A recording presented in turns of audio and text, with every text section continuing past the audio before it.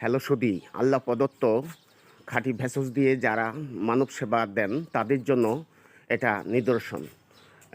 আল্লাহর হাতে তৈরি ভেষজ আপনারা অনেকেই চিনবেন। এই গাছটি আশ্চর্যবোধক, আপনাদের সঙ্গে পরিচয় করিয়ে দিচ্ছি। অনেকেই চেনেন কিন্তু মূঢ় ব্যবসন বুঝেন না। এটা হলো আপনার শিমুল মূল।